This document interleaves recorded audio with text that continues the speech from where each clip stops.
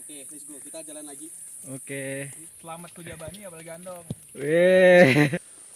Lumayan juga treknya.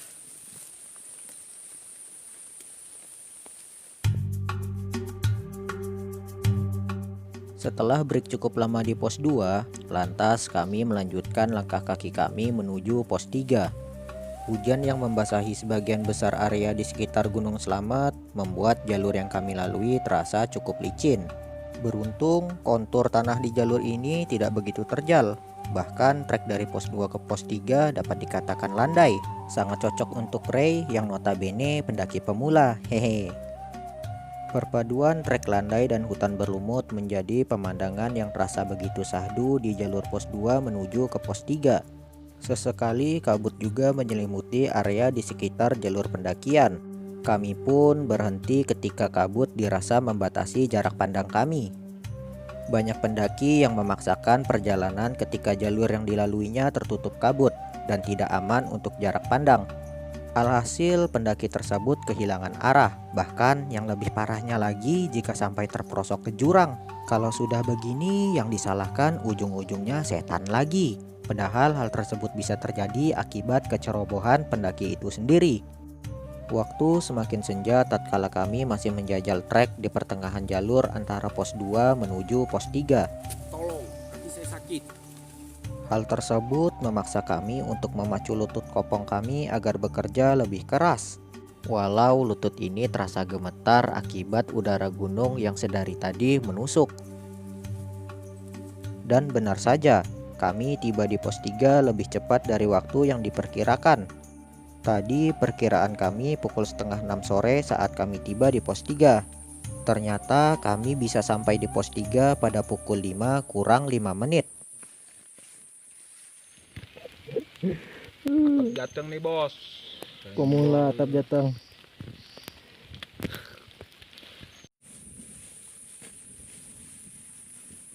Jam 6 lah kita nyampe. Langsung masak.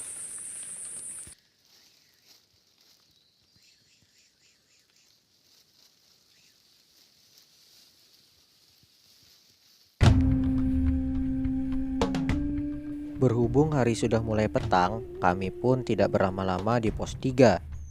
Langkah kaki kembali kami tapakkan di jalur menuju pos 4. Jarak antara pos 3 dan pos 4 tidak terlalu jauh. Jika bisa berjalan lebih cepat, waktu yang dibutuhkan sekitar 2700 detik. Atau jika dimenitkan sekitar 45 menit. Rencananya kami juga akan mendirikan tenda di pos 4. Karena pos 4 merupakan tempat yang pada umumnya digunakan untuk mendirikan tenda oleh para pendaki. Setelah beberapa menit kami menerobos hutan di gelapnya malam, akhirnya kami pun tiba di pos 4. Bang Ray, pos berapa? Pos 4 guys. Pos 4. Alhamdulillah. Ditunggu kami summit besok. Sesampai di pos 4, kami langsung mendirikan tenda. Setelah tenda berdiri dan siap digunakan, kami lantas memasak santapan malam. Santapan malam kali ini cukup enak, mie instan yang dipadukan dengan ikan sarden. Setelah bersantap malam, kami pun bergegas beristirahat. Tadi sudah makan, sekarang kita tinggal istirahat menyiapkan tenaga untuk summit besok pada pukul 3 pagi karena jarak dari camp terakhir sampai ke puncak itu lumayan jauh, yaitu 5 jam. Jadi kita harus berangkat lebih awal untuk menggapai puncak. Oke, kita istirahat dulu ya.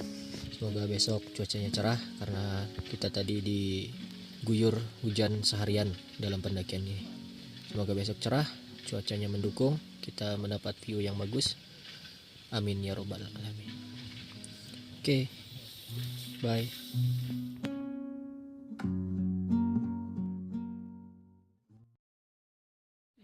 Samit. Jateng nih bos. Wih, mau samit ya. Jateng nih bos.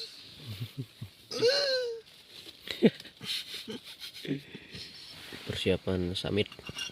Terus Masak apa Mas Le? Kita masak sarden. Sebelum summit, kami menyantap makanan yang sama dengan makanan yang kami santap sebelum tidur tadi. Cukup sederhana namun dirasa sangat enak. Sebenarnya ya biasa aja sih. Berhubung sedang berada di alam, makanan sederhana pun akan terasa lebih nikmat. Kegiatan berpetualang khususnya mendaki gunung memang merupakan tempat kita belajar. Belajar merendahkan hati ketika di alam, belajar melihat sifat asli manusia, termasuk pula belajar menghargai hal-hal sederhana. Pelajaran seperti ini mungkin tidak kita dapatkan di kehidupan perkotaan yang serba ada. Hanya di alamlah kita mendapatkan pelajaran seperti ini, ketika keadaan terdesak dan bertahan hidup. Itulah mengapa alasan saya menyukai kegiatan berpetualang. Selain untuk bersenang-senang dan bersenda gurau, banyak juga pelajaran hidup yang didapat. Setelah sarapan, kami pun bersiap-siap menjajal trek pendakian yang masih gelap. Ketika itu waktu masih menunjukkan pukul setengah 4 pagi. Dari pos 4 atau camp area ke puncak membutuhkan waktu 5 hingga 6 jam. Itulah alasan mengapa kami harus memulai lebih awal. Summit guys, Kata-kata hari ini. tidak semuanya yang dingin itu menggigil. Bisa jadi yang dingin itu adalah perasaan. Aku kira yang dingin tadi cuek. Iya. Ternyata kurang perhatian. Sebelum memulai summit, ada baiknya kita berdoa terlebih dahulu agar kita diberikan keselamatan sampai puncak hingga turun lagi ke tenda hingga sampai base camp dengan selamat, sehat walafiat. Amin. Berdoa mulai. Yuk, berdoa tidak akan pernah selesai. Mas Le, giliranmu. Ayo. Lampung, Jombang, Kalimantan, Palembang. Horas!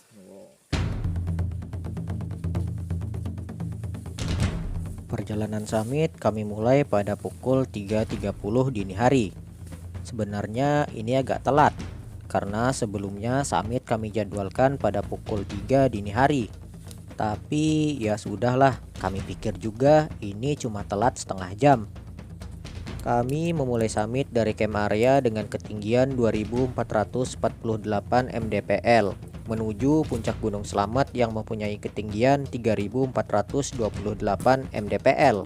Artinya masih kurang 980 mdpl vertikal untuk sampai ke puncak Gunung Slamet. Trek awal summit terbilang masih cukup landai dengan vegetasi yang cukup rapat. Tadi kami juga sempat melewati aliran sungai yang sudah kering.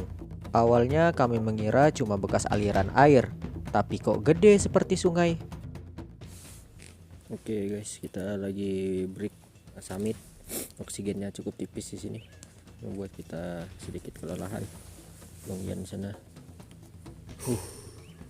kaki pegel, oksigen tipis, dingin.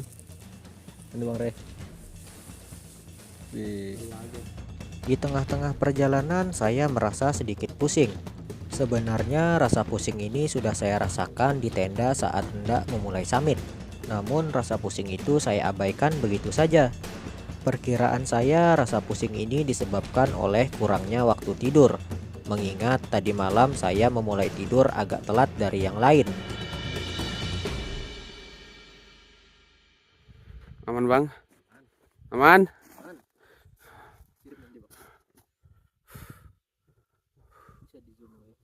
Bisa. Rey!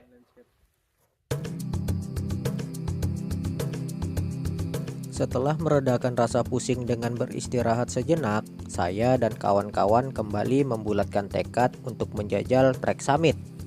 Kali ini karakteristik trek sudah berbeda dari yang sebelumnya, sebab kami telah melewati batas vegetasi. Trek kali ini didominasi oleh bebatuan kerikil dan sedikit berpasir. Tentu saja trek seperti ini cukup licin dan disarankan kalau summit menggunakan sepatu, jangan menggunakan sendal. Selain itu, sepatu juga dapat melindungi kaki kita jika berbenturan dengan batu. Kami menghabiskan waktu 2,5 jam dari pos 4 untuk sampai ke pos 5. Kami beristirahat agak lama di pos 5, sebab sehabis ini trek benar-benar menanjak dan harus menggunakan tali.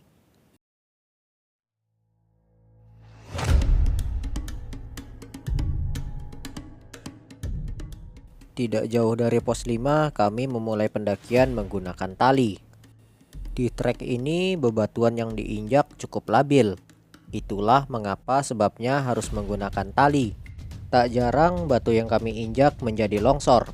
Hal ini tentu sangat berbahaya jika batu yang longsor tersebut mengenai rekan pendakian lain yang berada di bawah. Menyikapi hal tersebut, kami mengatur jarak dan juga memberitahu dengan cara teriak jika ada longsoran batu dari atas.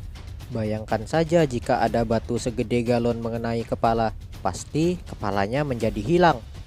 Sesekali kabut menyelimuti trek pendakian kami. Beruntung kabut yang datang tidak begitu tebal. Walaupun ketika kami hendak ke puncak Surono nanti kabut yang datang sangat tebal. Itulah momen yang menurut saya paling menyebalkan. Namun di sisi lain momen itu yang menyelamatkan saya. Kok bisa begitu? Nanti saya ceritakan.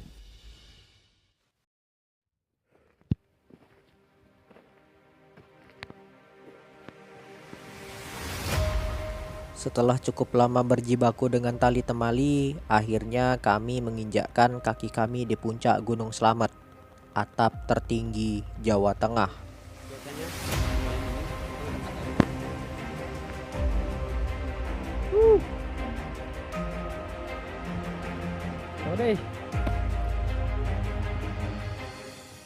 Kami sampai di puncak Salam tepat pada pukul 10 menjelang siang. Berarti waktu yang kami butuhkan dari area camp sampai puncak selama 6,5 jam. Kalau dipikir-pikir lama juga ya. Dari sini terlihat jelas kawah Gunung Slamet yang masih sangat aktif.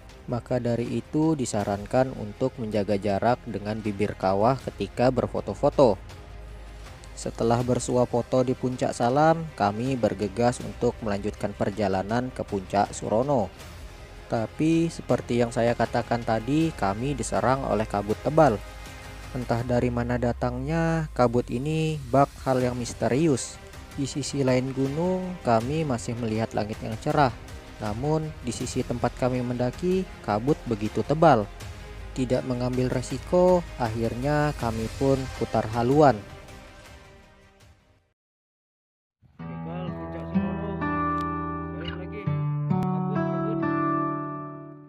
Tadi saya mengatakan bahwa ini momen yang sangat menyebalkan dan sekaligus menyelamatkan saya. Menyebalkannya karena gagal sampai ke titik tertinggi Gunung Slamet. Dan dikatakan menyelamatkan karena saya menduga bahwa rasa pusing yang saya alami itu adalah gejala AMS atau Acute Mountain Sickness. Dan obat yang paling benar untuk mengatasinya ya turun. Untuk lengkapnya mengenai penyakit ini, kawan-kawan bisa searching di Google ya. Hehe. Untuk mengobati rasa kecewa, kami berhenti sekali lagi di puncak Salam untuk berfoto-foto. Sebelum akhirnya kami memutuskan untuk kembali ke camp area. Perasaan kecewa karena tidak bisa mencapai titik tertinggi suatu gunung pasti ada. Tapi pulang dengan selamat jauh lebih penting dari semua itu. Gagal muncak ini. Pak Mas Le, gagal muncak Mas Le. Gagal muncak. Gagal puncak Surono, Bay. Iya. Puncak Surono. Gagal ke yang tertinggi. Setelah rehat sejenak, kami memutuskan untuk pulang. Inti dari sebuah perjalanan adalah pulang. Sejauh apapun kaki ini melangkah, setinggi apapun pencapaian yang digapai, tujuan sejati adalah rumah.